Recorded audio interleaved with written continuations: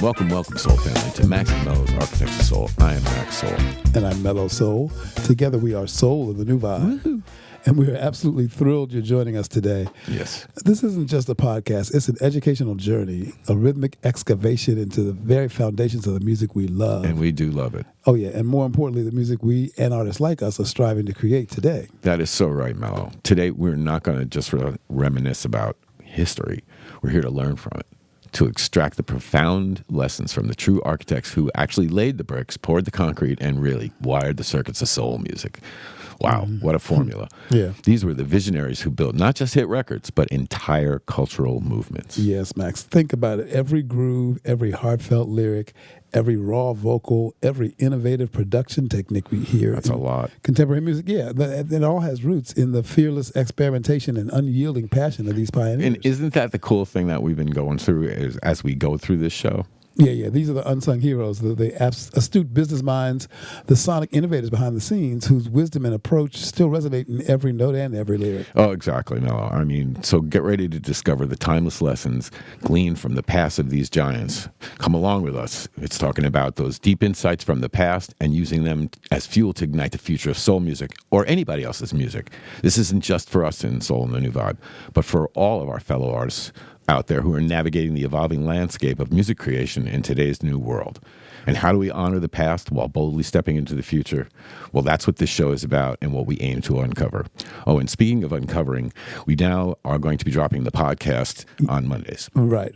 From now on, it'll be every Monday instead of every Friday. Yeah, we're going to give you the weekend off. Yes. And so right now we're going to take a little break, though. So you're listening to Max and Mello's Architects of Soul, and today we are talking the Atlantic Records machine. We'll be right back.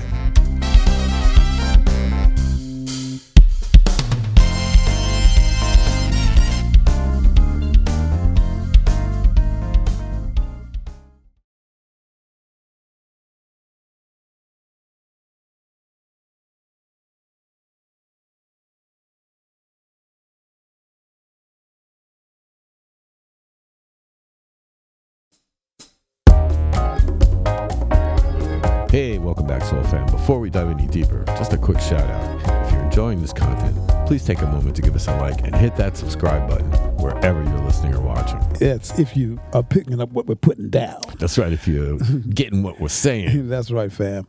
Now, there's a video content version of each podcast on our YouTube page. Right. As well as the regular RSS feed if you feel like watching and not just listening. So yeah, you could just give us a watch, right? Give us a look.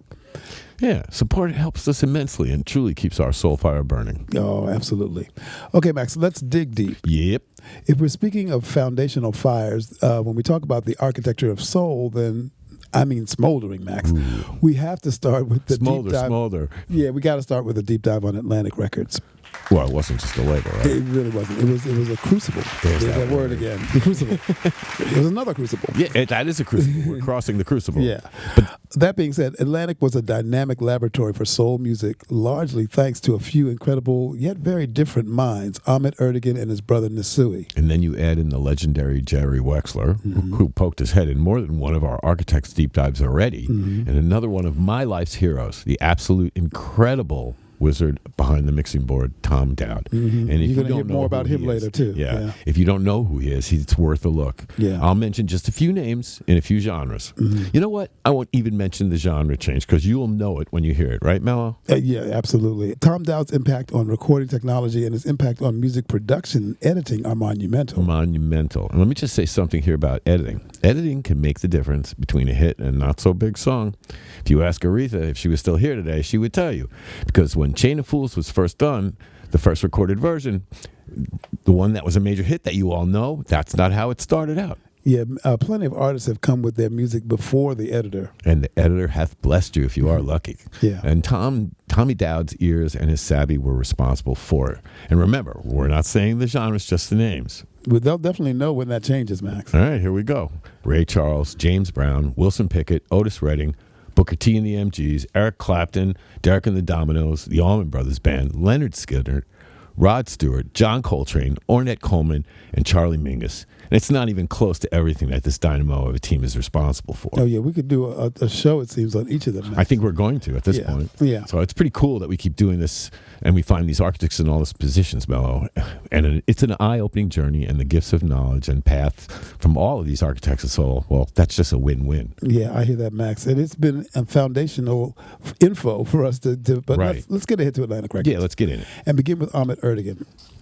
The defining lesson we take from Ahmet is unwavering artistic conviction and profound cultural understanding. For the Big Turk. Yeah, he was deeply steeped in the blues, jazz, and R&B, not just as a businessman, but as a genuine fan and scholar. He had an amazing ear. Yeah, he had an almost uncanny ear for authenticity and was willing to take immense risks on artists who didn't necessarily fit the prevailing mainstream mold. He signed seismic talents like Ray Charles. That's a story. That's a story. Itself, right? Yeah, the story all by itself. Yeah, we'll get to that in a second. One of my heroes, Max, Ahmet Ertegun, was a Turkish-American immigrant who co-founded Atlantic Records in 1947 with Herb Abramson. And he served as president and was a masterful A&R or artist and repertoire He was the man. Yeah, and he discovered and nurtured some of the most influential artists of the 20th century, really. It's true. Ahmet's ear was a thing of beauty. It was Ruth Brown, Benny King, Otis, and Aretha Franklin, to name a few. He didn't just hear their voices, he heard their soul before anyone else truly understood its commercial potential. Oh, that is so right, Mello. Ahmet Ertegun and his brother Nisui were so deeply passionate about jazz and blues. They amassed a huge recording collection, a huge one. This passion fueled by the early direction of Atlantic, well, that's it, fueled the early direction of Atlantic, because it became a premier label for rhythm and blues. So Ahmet was known for his personal charm, his ability to connect with musicians. The guy was a trusted figure in the industry, and artists were willing to sign with Atlantic just because of his reputation for honesty and fair royalty payments. And of course, during that time, Barry Gordy and the Machine, right? Not always for primary, black artists or anybody in the R&B field. That is true, Max. From its inception, Atlantic was dedicated to bridging the cultural gaps between black and white audiences. The label's success with R&B and soul music helped to bring black artists and their sounds to the mainstream. Yep, the Atlantic sound, and there are iconic signings, which bring me to the story of Ray Charles and the steal of a lifetime for our fledgling label. So Ahmet and his team, including Herb and Jerry and Tom, had heard a recording of a young Ray Charles, and they were completely blown away by his unique voice. I remember seeing that comment from Ahmet. Ray had a blend of blues, gospel, and jazz, and hear that he was that ear. Yeah, this was a pivotal moment. The anecdote highlights Ertegun's intuitive ear and his willingness to take a chance on an artist's raw talent. How cool is that? It's really Even when others hadn't seen the full potential. And no one did. No one did. So Ahmet Ertegun bought Ray Charles's contract from another label for like $2,500. And boy, what an investment payoff. Because Ray became one of the label's biggest stars. Atlantic He Records, was there. Ray Charles, Ray Charles was their first superstar, really. And they were a fledgling They had Ruth Brown before that, but Ray Charles became the first big superstar. It's awesome. Yeah, and we'll be covering him very soon, and as we keep peeling back the layers. Atlantic became synonymous with the Atlantic sound, which was a soulfully, emotionally resonant style. Right, and all of this is such a powerful, enduring lesson for us and all of today's artists. You got to trust your gut and deeply understand your influences. Yes, and don't chase fleeting trends or dilute your sound to fit a perceived market. If Ahmet had, we wouldn't have the incredibly rich and profoundly diverse tapestry. No, we wouldn't have this tapestry of early Atlantic soul. Yeah, those guys had conviction. Yeah, and that conviction gave artists the freedom to be truly themselves and experiment and explore their deepest expressions. It's about artistic integrity and first and foremost. That's right, but first we're going to take a break, and then Foremost will help itself on the way back. You're listening to Max and Mello's Architects of Soul, and we'll be right back.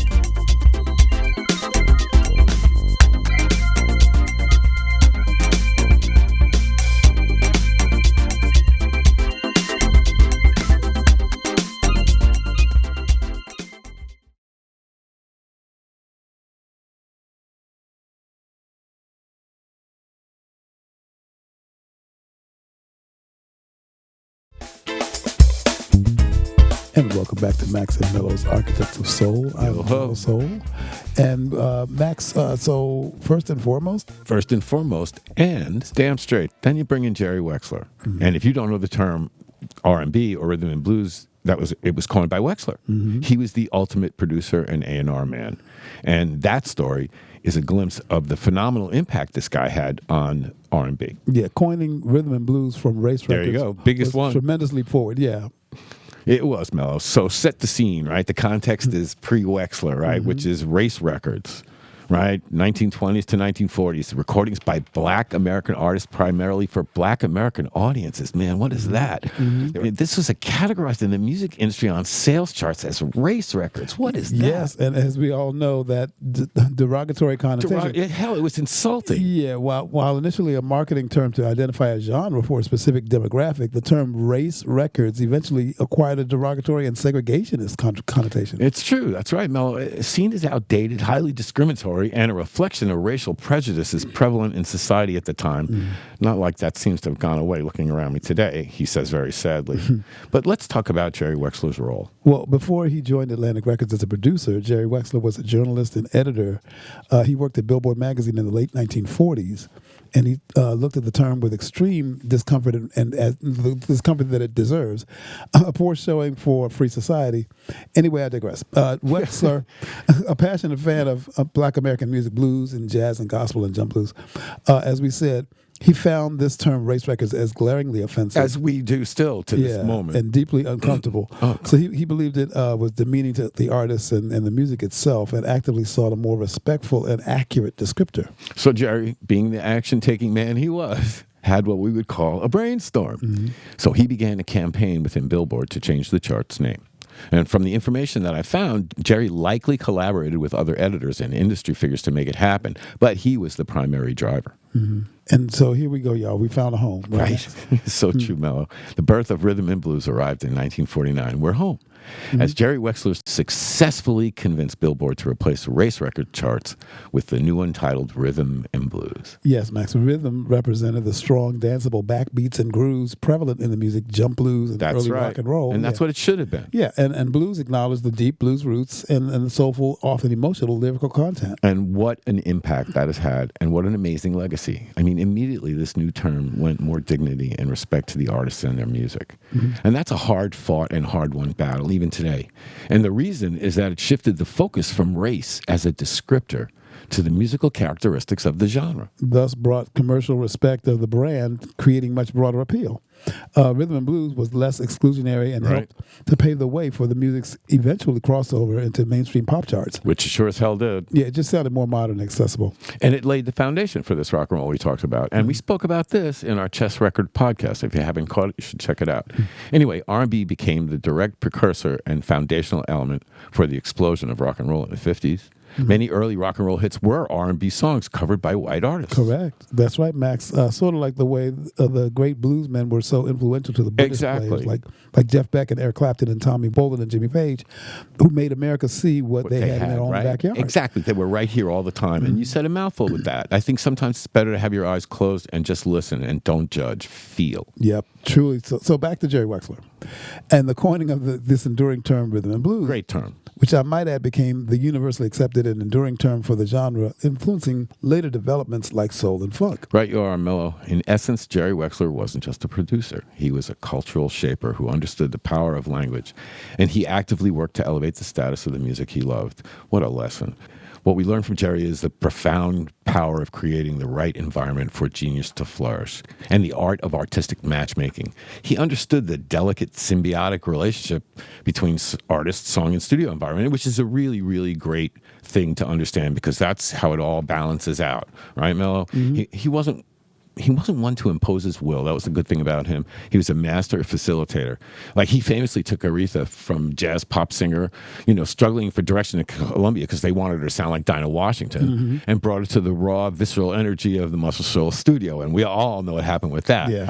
He knew that specific environment. Everything. Yes, that specific environment with those musicians would unlock something absolutely incredible within her. And fuck yeah, it did. Yes, and that idea of facilitation and of nurturing an artist's essence is so crucial. It's not just about the technical skill of the studio. It's about empathy and deep listening and understanding an artist's core identity. Holla. And knowing precisely how to draw the absolute best out of them. You better believe it. And we see evidence of this in our podcast as Wex keeps showing up. Yeah, he's all over the podcast, from Stacks to Muscle Shoals. Yeah. Atlantic was a monster of a machine back then. It was. For modern producers and indeed for artists collaborating today, understanding that creating is a collaborative ecosystem.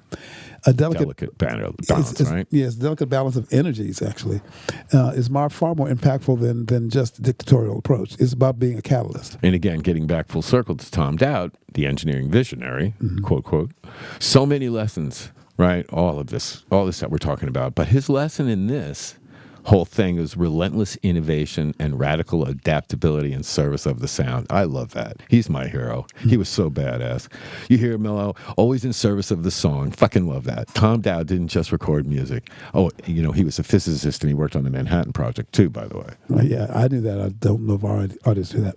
Tom was the shit. Well, if you don't know, that is the creating of the atom bomb. That guy was a no shit engineer, Max. He talk about blowing stuff up. Yeah, he was the man. Yeah, you can imagine what he did for the recorded music technology. He blew it up real good, right? And he was the shit. He pioneered the very methods of doing so from his early mastery of multi-track recording, which he took beyond the bounds and allowed for unprecedented layering and arrangement, which we talked about in Philly Soul when they got to the 24-track. But he started with an 8-track. To his specific mic techniques that captured the raw emotion of a vocal or the punch of a drum kit. He was great at what he heard. And he constantly pushed those boundaries of technology. And it wasn't for his own sake. That's what I love about this guy. Specifically to capture the true feeling and impact of the music. I mean, he saw the studio and its equipment simply as an extension of the musical instrument themselves. For us and for our peers navigating some home studios and digital audio workstations or DAWs. This is America today. Yeah, Tom's legacy is about never settling for good enough when it comes to sound quality. No, he was a sonic genius. Yeah. When it comes to sonic exploration, the tools change from analog tape to like digital plugins. Right. But the drive to master those tools and use them creatively and innovatively with the intention to serve the song remains absolutely paramount. And Tom served the song. Yeah.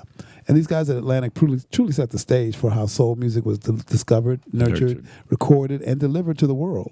It's a blueprint. Yeah, for timeless creation. Well said, Mello. And in an era dominated by major labels like RCA, Columbia, and Decca, Atlantic Records emerged as a powerful independent force. And it challenged the status quo by focusing on new trends and developing fresh talent. Hey, you're soaking up the wisdom on Max and Mello's Architects of Soul, and we're just getting started on the journey, exploring the brilliant minds that shape the music we love. And when we come back, we're heading further to south to a legendary location. Get your sunglasses out. Yeah, a little hit. We've been there before. Right. And discussing another vital architect of soul who also had a tremendous impact. So don't go anywhere. We got a lot more coming. We'll be right back. Okay.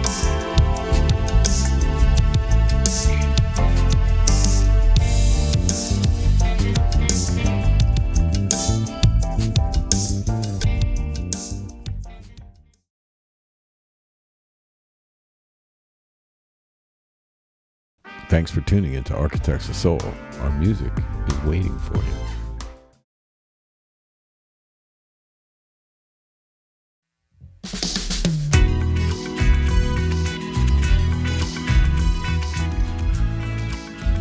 Hey, and we're back on Max and Mello's Architects of Soul, diving deep into the DNA of soul music. So before the break, we were talking about the giants at Atlantic Records and their profound influence. Now let's pivot and talk about a pivotal figure. Because you're going to pivot, you might as well be pivotal. Gotcha. That pivot is. So we pivot to a pivot.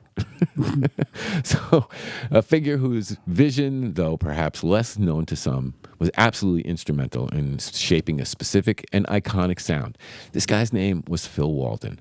And the legendary phenomenon, well, we've already visited there and we're going right back. Muscle Shoals. Yeah, Phil Walden, who famously managed the incomparable Otis Redding and later co-founded Capricorn Records. Home of the Allman Brothers. Yeah, he embodied a powerful lesson that resonates deeply with independent artists today. The power of regional artistic cultivation and fierce, almost rebellious independence. Holla. Yeah, he saw the immense raw talent bubbling up in places often overlooked by the music hubs. That's right. Places like Macon, Georgia, and where Otis was from.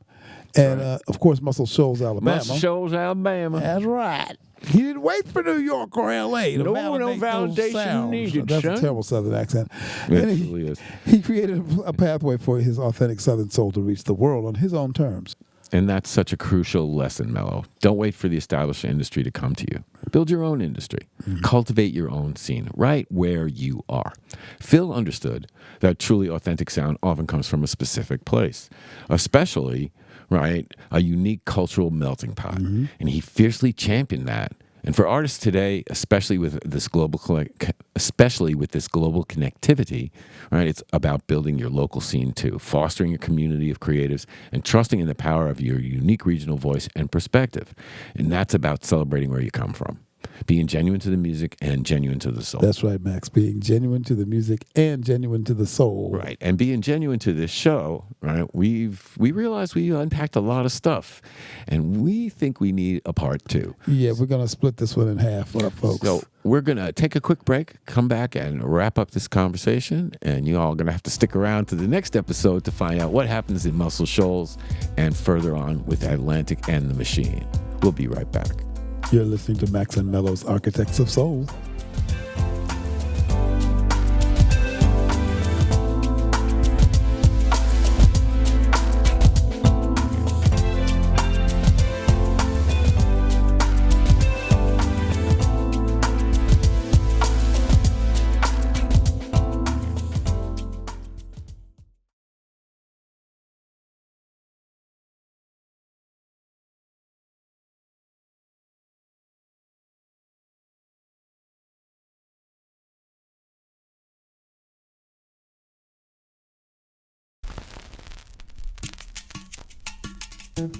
Wow, Mello, what a truly incredible, illuminating part 1 journey we've taken today through the minds and sounds of these particular architects of soul. From the sharp business acumen and unwavering artistic conviction of Ahmet Ertegun, to the environment crafting genius of our boy Jerry Wexler, to the sonic innovation of my hero Dowd, and the independent regional spirit of Phil Walden, who we'll cover next time, and we'll roll through Muscle Shoals and take you on up into Atlantic. Precisely, Max. It's about taking those timeless lessons of the past, the struggles, the triumphs, the brilliant decisions, and the Sturm und Drang, as it were. Exactly, and using them all to push us and our peers powerfully forward into creating the vibrant, authentic, and soulful music of tomorrow, always rooted in the undeniable truths of yesterday. How can you beat that, Mello, huh? It's a noble cause, yes. Right. So we've reached the end of another Max and Mello's Architects of Soul. And as we end this, we always leave you with our maxim for us and today's artists. And from both of us here at Architects of Soul, we leave you with this simple thought. Keep that soul fire burning, protect your sound, nurture your creativity, own your voice, and remember the lessons from the giants who came before. And yes, protect your masters and seek out wise mentors who can truly guide you on your journey. And until next we meet, peace and soul, y'all.